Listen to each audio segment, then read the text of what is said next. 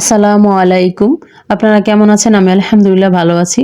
তো আজকে আবার দুপুরের একটা খাবারের ব্লগ নিয়ে চলে আসলাম। তো আমি দুপুরের খাবারের ব্লগটাই বেশি দেই। তো অন্যান্য বেলার খাবারও দেই।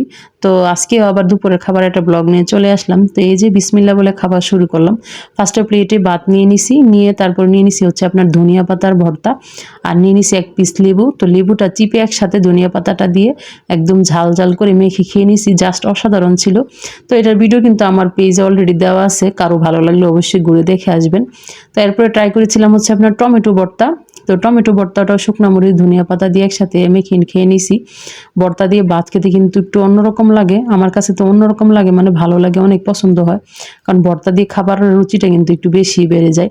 তো এরপরে নিয়ে নিছি হচ্ছে আপনার সিম, আলু, মাছ দিয়ে একটা তরকারি রান্না করেছিলাম, ঝোল করেছিলাম। তো এটা নিয়ে নিছি। তো আজকে সিমটা একদম আস্তে, আস্তে ছিল, কাটিনি মাঝখান দিয়ে। তো এটা টমেটো দিয়ে ঝোল করেছি একসাথে ধনিয়া পাতা দিয়ে। কারণ শীতের দিনে ধনিয়া পাতা দিয়ে যেকোনো মাছ, ঝোল বা সবজি যাই খান না কেন এটা কিন্তু একটু অসাধারণ লাগে।